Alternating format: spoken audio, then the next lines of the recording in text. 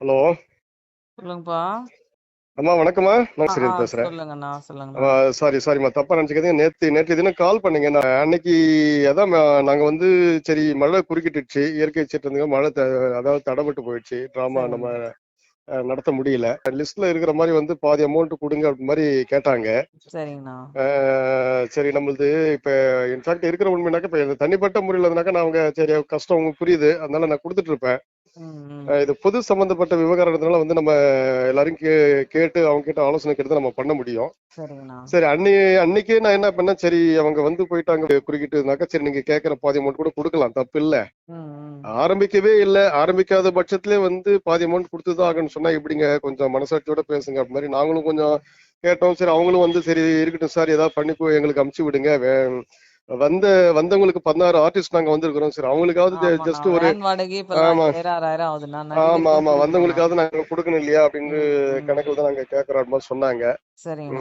Already 2 ரூபா advance பண்ணிருக்கேன். ம், ம். சோ இன்னும் ஒரு 8000 ரூபாய் சேர்த்து 10,000 ரூபாய் ரவுண்ட் பண்ணி கொடுத்துருவோம் அப்படின்னு நான் தான் சொன்னேன். ம், ம். ஆனா அதுல ஒரு சில பசங்க என்ன சொல்லிட்டாங்க, எவ்வளவு அமௌண்ட் எப்படி கொடுக்கறது அப்படின்றதுனால ம். கொஞ்சம் ஒரு சிலர் அப்படி இருப்பாங்க இப்படி இருப்பாங்க இல்லைங்களா. ஆமா, ஆமாண்ணா. ஆமா, கிராமத்துல உங்களுக்கு எப்படின்றது தெரியும். சரிங்கண்ணா. அது ஆஹ் முடிஞ்சு போச்சு. அது பரவாயில்ல விடுங்க. அப்படிதான் இருக்கும். இப்ப எவ்வளோண்ணா போட்டு விட போறீங்க தம்பிக்கு? இருக்கிற ஒரு சிலர் எல்லாம் வந்து கூப்பிட்டு பெரும்பாலும் நின்னுடுச்சுனாலே ஒரு ஊர்ல எனக்கு ஃபோன் பண்ணி கேட்டாங்க. 10 ம் குடுங்க. பாதி கேட்பாங்க 10 குடுங்கன்னு. அவங்க 12 குடுத்து அனுப்பிச்சிருக்காங்க. அப்படிப்பட்ட ஊரும் இருக்கு. ஒரு இருக்கு. பக்கம் ஆமா குடுத்து ஆமா. அனுப்பாம ஊரும் இருக்கு. அது நம்ம பெருசா எடுத்துக்க முடியாது. அவங்க விருப்பம். அதான். அப்போ அது அவங்க அன்னைக்கே புரிஞ்சுக்க வாங்கிட்டு மாட்டேங்கிறாங்கன்னா, இப்போ மழை ம் வந்துருச்சு. அவங்களும் வந்துட்டாங்க. நம்ம எவ்ளோ செலவு பண்றோம். ஒரு வெடிக்கு ரூ. 1,00,000 கிட்ட ஒரு ஊர்ல செலவு பண்றாங்க. செலவு பண்றாங்க. எவ்வளோ ஆமா ஆமா அன்னதானம் ஆமா. போடுறோம். ஒரு 10, ஆமா ஆமா. 15 பேர் நம்ம ஊரை நம்பி ஒரு கலைஞர்கள் பிழைக்க வந்திருக்காங்க. அவங்க ஆமா நைட்டு ஆமா கண்ணு ஆமா. முழிக்க தான் வந்தாங்க. மழை ஆமா ஆமா. வந்துருச்சு. மழை வந்துடுச்சு. அவங்க ஆமா ஆமா. ஆனாலும் மழை வந்ததுனால ஒண்ணும் தூங்கல. என்ன கண்டிப்பா ஒண்ணு கண்டிப்பா. பவுடர் போடல. ஆக மொத்தத்துல அவங்க தூக்கம் கெட்டு அவங்க தொழிலுக்காக வந்துட்டவங்க வந்தாச்சு. வந்தாச்சு. அப்படின்னு ஆமா ஆமா. நெனச்சு குடுக்குறவங்க இருக்கிறாங்க. சிலர் வந்து அங்க இருக்காங்க. லாலாம் பேசுவாங்க. நம்மளால மேற்கொண்டு தம் கட்டிலாம் பேச முடியாது. பேச குடுக்குறவங்க முடியாது. உண்மைதான் குடுக்கட்டும். உண்மைதான். ஆமா ஆமா அவ்வளவுதான் ஆமா. அப்படின்னு நெனச்சுப்பேனா. வேற கண்டிப்பா ஒண்ணும் இல்ல. இது கண்டிப்பா. மனசாட்சி பிரகாரம் பார்த்து குடுக்கறது தானா. அதுதான் கலைஞர்களுக்கு அதேதான் நம்ம அது. ஏன்னா கலைஞர்கள் வந்தாங்க கஷ்டத்தோட போக கூடாதுக்காக தான் நான் என்ன பண்ணேன், எவ்வளவு மெனக்கிட்டு சரிப்பா அவங்கள கூப்பிடுப்பா பரவாயில்ல, அவங்க வருத்தமா ம். போறாங்க, வருத்தமா இப்போ அவங்க ஒரு நம்ம சிலர் இத ஊருக்கு எப்படி வந்து கேட்பாங்கன்னா, ம் ஏன் நாங்க தான் வேலைக்கு போறோம். இந்த ஒரு மழை வருது திரும்பி வந்துரும். எங்களுக்குன்னா நீ கூலியா குடுக்குறாங்க அப்படின்னு கேக்குறாங்கன்னா, வேலைங்கிறது வருஷம் ஃபுல்லா நம்ம போறோம். மழை வருது வந்துடுறாங்க. அவங்க மேஸ்திரி வேலை செய்யலாம். இல்ல எந்த வேலை வேணா செய்யலாம். ஆனா நாடக செய்யலாம். கம்பெனின்றது இதுக்காகவே தன்னுடைய நடை, உடை, பாவனை, கூந்தல் ஆமா எல்லாம் ஆமா ஆமா. வளர்த்துக்கிட்டு கண்டிப்பா இதுக்காகவே கண்டிப்பா. அவங்க அவங்களோட வேற எந்த வேலைக்கும் மாட்டாங்க. அவங்க ஒண்ணு உண்மைதான் விவசாயம் உண்மைதான் உண்மைதான். பார்ப்பாங்க. அவங்க இது பாத்துக்கிறாங்க. கண்டிப்பா கண்டிப்பா. 4 ஆமா மாசம் உண்மைதான் தானா, உண்மைதான். சித்திரை, வைகாசி, ஆனி, ஆடி போயிடுச்சுன்னு வச்சுங்க. ஆவணில இருந்து புரியுது புரியுது. மழை வந்துரும். அவ்வளவா எல்லா ஊர்லயும் வைக்க ம். போறது கிடையாது. இந்த விநாயகர் அஹ், சதுர்த்தி, உரியடி விழா அந்த மாதிரி தான் வைக்க போறாங்க. கண்டிப்பா கண்டிப்பா அந்த கண்டிப்பா. மாதிரி ஆமா ஆமா. ஃபெஸ்டிவலுக்கு மட்டும் ஆட போறவங்க தான் இவங்க. இந்த 4 மாசம் தான் வருஷத்துல 4 மாசத்த நம்பி வரவங்கள நம்ம எப்படி உண்மைதான் பாத்துக்கணுமோ, உண்மைதான். அப்படி பாத்துக்கிற அஹ், ஊரு பண்ணட்டும். இல்லம்மா பண்ணாத ஊர அன்னைக்கு பத்தியும் நம்ம வேற என்னண்ணா பண்ண முடியும்? புரியுது. புரிஞ்சுக்காதவங்கள போய் கூடுமானவர்ல நம்மனா ஒரு ஊர்லயும் போயிட்டு கேஸ் குடுத்து, நாங்க பில்லுல போட்டுருக்கோம். எங்களுக்கு அவ்வளவு குடுக்கணும். நாங்க சுத்தணும்னா ஒண்ணு தூக்கம் போயிடும். கண்டிப்பா 2வது கண்டிப்பா கண்டிப்பா. பணமும் போயிடும். பணமும் போயிடும், மன ஆ உளைச்சல் வேற. மன உளைச்சல் வேற. உண்மை அதுதான். உண்மைதான் உண்மைதான். சரி ஆமா ஆமா ஆமா. பாத்துக்கலாம் விடுங்க. அது இப்போ பேசுறவங்க ஒரு சிலர் மனசாட்சியோட பேசுறவங்க நல்லா இருக்க போறாங்க. உண்மைதான் மனசாட்சியே உண்மைதான். இல்லாம ரொம்ப பேசுறவங்க ஏதோ ஒரு வகையில அந்த பணத்த செலவு பண்ண போறாங்கன்னு நெனச்சுக்கிட்டு, அதேதான் வந்துருங்க அதேதான் உண்மைதான். போட்டோம் அப்படின்னு சொல்லிட்டு வர ம். வச்சுருவோம். அவ்வளவுதானா. அதாவது இல்ல அது அன்னைக்கே முடிஞ்சிருக்கும். சரி டைம் வேற 12:30 ஆயிடுச்சுங்களா, கண்டிப்பாண்ணா. சரி அந்த ஒருத்தருக்கு நேரம். குடுக்கணும்னு ஆமா ஆமா. விருப்பம் இருக்கும். டேய் உன் அதான் பணமா அதான் தூக்கி அதான். குடுக்கணும்னு ஒருத்தர் கேட்பாங்க. அதேதான் அதேதான் இதெல்லாம் அதே உண்மை. இருக்கத்தானா செய்யும். அதுல அதையும் அது தாண்டி உங்கள போல ஒருத்தவங்க குடுக்கணும்னு மனசு வந்து செய்றாங்க பாருங்க. அந்த அதான் மாதிரி அதான் ஒரு அதான். உள்ளங்களால எங்க பொழப்பு ஓடிட்டு இருக்கு. வேற ஒண்ணும் கிடையாது. அதுலயே ஒரு தம்பி வேணும்னா உங்க பணத்தை நீங்க கொடுத்துட்டு போங்க, பொது பணத்தை நீங்க கொடுக்காதீங்கன்னு நம்ம சொன்னவனும் கண்டிப்பாண்ணா. இருக்கிறாங்க. இன்னும் பயங்கரமாலாம் பேசுவாங்க. அதான் அதான் நாடகக்காரங்களையே சாப்பிட்ட சாப்பாட்டுக்கெல்லாம் சொல்லி காமிக்கும்போது அது பெரிய வலி அண்ணா. இப்போ உண்மைதான் காசு உண்மைதான் குடுக்காத உண்மைதான். கூட அனுப்பிச்சிடலாம். நான் உனக்கு ம். இவ்ளோ செலவு பண்ணிருக்கேன். நம்ம ஊர்லயே அப்படி வார்த்தை சொல்லியிருக்காங்க போல. இல்ல இல்ல இல்லம்மா அதாவது ஆ. என்ன சொன்னாங்கன்னாக்கா, சரி அது அவங்க புரிதல் வந்து தவறா புரிஞ்சுக்கிறாங்க, வேற ஒண்ணும் கிடையாது. ம், ம். ஏன் உங்களுக்கு செலவான மாதிரி எங்களுக்கும் செலவு தான் ஆச்சு. உங்களுக்கு சாப்பாட்டுக்கே நீங்க கேட்ட மாதிரியே வந்து காலையில அத சொல்லவே கே- கூடாது அண்ணா. கேட்டீங்க. சாப்பாடுன்றது நம்ம ஒரு ம். சொந்தக்காரங்கள போட்டு சொல்லி காமிக்கிற மாரி. இப்ப நாங்க வந்து உங்களுக்கு விருந்தினர் மாரி. உங்க ஊர்ல உண்மைதான் ஒரு உண்மைதான் உண்மைதான். பொழுதுபோக்கு நிகழ்ச்சிக்காக எங்கள நீங்க கூப்பிட்டுருக்கீங்க. நம்ம உங்க ஊருக்கு வேலைக்கு வரல. உங்களை அதான் அதான் அதான் அதான் சந்தோஷப்படுத்துறதுக்காக நாங்க வரோம். அந்த கண்டிப்பா நேரத்துல கண்டிப்பா எங்களை வந்து கண்டிப்பா கஷ்டப்படுத்த கூடாதுல்ல. சரிங்க, நான் தம்பி நம்பர் அனுப்புறேன், நீங்க அவனுக்கு போட்டு விடுங்க. சரிங்கம்மா சரிங்கம்மா ரைட் ரைட். நன்றிண்ணா. நன்றி நன்றி நன்றி நன்றி. சரி. மழை பெஞ்சிட்டு இருக்கும்போது ஊர் மக்களை சமாளிக்க முடியாமல் அவங்களுக்கு எதுவுமே கொடுத்தனுப்பாமல் இருந்த அந்த ஊர் மக்கள் மறுநாள் அந்த அண்ணா எனக்கு ஃபோன் பண்ணி, மன்னிச்சிருங்கம்மா, நடந்த தவறுக்கு மன்னிச்சிருங்க, என்னால் எல்லாரையும் சமாளிக்க முடியல, நான் எல்லாரையும் இப்போ தான் கலந்து பேசி அமௌண்ட்டு போட்டு விடுறேம்மா அப்படின்னு சொல்லி பேசுகிறாங்க. இது போல் ஊர் மக்கள் அந்த நேரத்தில் காயப்படுத்தினாலும் அதுக்கு அடுத்து கலைஞர்களுக்கு செய்யணும் அப்படிங்கிற அந்த நல்ல உள்ளத்தோடு ஃபோன் பண்ணி பேசின அண்ணாக்கு நன்றி. ஊர் பேர் சொல்ல விரும்பலை, ஏன்னா வேணாம், அது வந்து எல்லாரையும் காயப்படுத்தும்.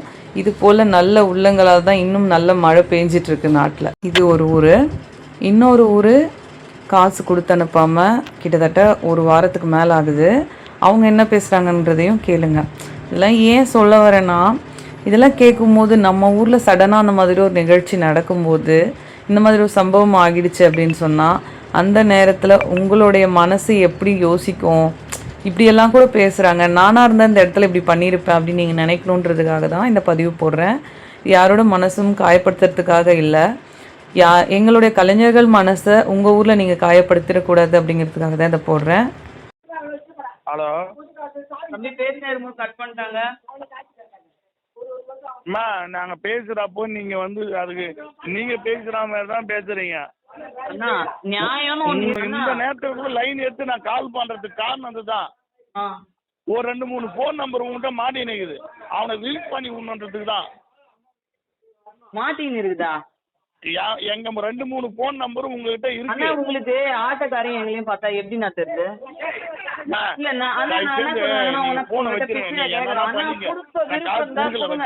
இதுவே நீங்க எங்ககிட்ட புக் பண்ணிட்டு கேள்வி மேல கேள்வி கேட்டுக்கிறீங்க, பதில் என்னன்னா பண்ணிட்டு போங்க வைங்க. நீங்க ஒரு கேள்வி கேக்குறேன், நீங்க நியாயமான கேள்விலாம் இல்ல. போன் பண்ணாலே நீங்க கத்துறீங்க, போனும் அட்டென்ட் பண்ண மாட்டீங்க, ஏதோ மாட்டின்னுங்கறானுங்கன்ற. நான் என்ன பண்ணிட்டேன்? உங்க ஆளுங்கள என்ன பண்ணிட்டாங்க?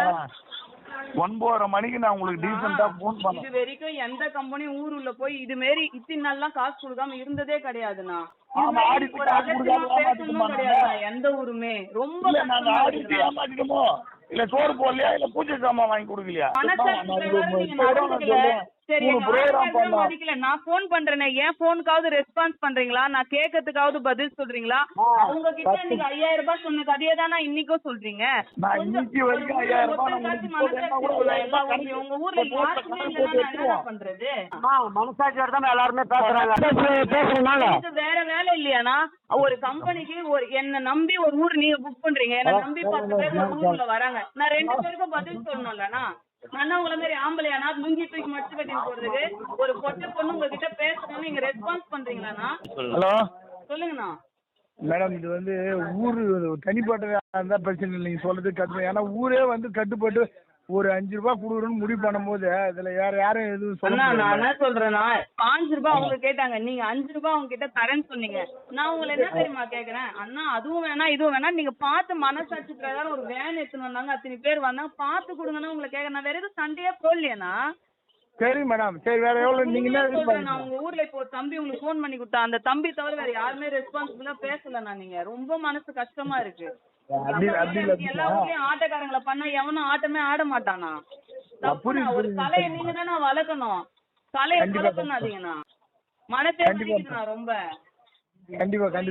சீக்கிரம்னா அது உன் மேலயும் தப்பு கிடையாது, என் மேலயும் தப்பு கிடையாது. இதே அவன் ஆட்ட நல்ல ஆட்டு இருந்தா நீ 1000 ரூபாய் சேர்த்து கொடுத்துருப்பனா? சரி, ஒரு சம்பவம் நடந்து போச்சு, அதுக்கு என்னவோ பார்த்து பண்ணுங்கன்னா உங்களை நான் கெஞ்சுறேனே தவிர உங்களை நான் மிரட்டுறேன்னா இல்ல உங்க கிட்ட நான் அதிகமா மரியாதை இல்லாம பேசுறேன்னா அவரு என்ன ரொம்ப டென்ஷன் ஆகுறாரு. நான் என்ன பண்ணேன்? சரி சரி ரைட். ஒரு 30 பேர் இருக்காங்கன்னா இங்க ஊர்ல 10 பேர் இந்த பிரச்சனை இருக்குது, என்ன பண்ணுது? எல்லாத்தையும் தானே பாக்கணும். எப்படி பாத்து கேள்வி கேக்குறானா? எந்த பெரிய எட்டு கிடையாதுண்ணா. நான் பதில் சொல்லணும், நீ தானே புக் பண்ணி அனுப்பிச்ச, பேசுங்க, என்ன கேட்பாங்க. சரி மேடம், இந்த நம்பர் தானே உங்களுக்கு ஜிபே நம்பர், இதுல அனுப்பிச்சுட்டுமா? போடக்கூடாதுண்ணா, நீங்க அந்த ஓனருக்கு போடுங்க, பாவண்ணா, அவரு தானே வந்து போனாரு. ஓனர் நம்பருக்கு அனுப்பிச்சிருவா? ஆமாண்ணா. சரி ஓனர் நம்பருக்கு அனுப்பிச்சிடுறேன். நம்பர் சொல்லுங்க. சரி ரைட் மேடம், அதுக்கு அனுப்பிச்சு விட்டுறேன். அண்ணா எவ்வளவு அனுப்ப போறீங்கண்ணா? 5000 ரூபாய் அனுப்புறேன் மேடம். அண்ணா நான் தான் 5000 ரூபாய் வேணாம்னா கட்டுப்படி ஆகாது. அன்னைக்கே அவங்க அந்த 5000 வாங்க தந்தா வாங்கி வந்துருக்காங்கல்ல, நான் சொல்றேன்லண்ணா. அப்ப நீங்க யாருமே ஒரு மனசாட்சி பிரகாரம் யோசிக்க மாட்டீங்களா? அவங்க ஒத்துக்க மாட்டேங்கிறாங்கண்ணா. அவங்க ஒத்துக்க மாட்டேங்கிறாங்கண்ணா. சரி மேடம், நாங்க பேசி முடிவு பண்ணிட்டு. அதுக்கடுத்து பார்த்தீங்கன்னா இது வரைக்கும் அந்த ஊர் ஃபோனும் பண்ணல, காசும் போடல. அதை பற்றி பிரச்சனை இல்லை, விடுங்க. ஏன்னா எல்லாரும் ஒரே மாதிரி இருக்க மாட்டாங்க. ஆனால் இதை கேட்குற என்னுடைய அன்பு சகோதரர்கள் இது போல் நடந்துக்காதீங்க. கலைஞர்களுக்கும் கலைக்கும் மதிப்பு கொடுங்க. கலை என்பது ஒரு செல்வம், அதை நம்ம தான் காக்கணும். அந்த செல்வத்தை அழியாமல் நம்ம தான் பாதுகாக்கணும். கண்டிப்பாக நீங்கள் எல்லாருமே கலை செல்வத்தை கண்டிப்பாக காப்பாற்றுவீங்க அப்படின்னு சொல்லி நம்புகிறேன். நன்றி, வணக்கம்.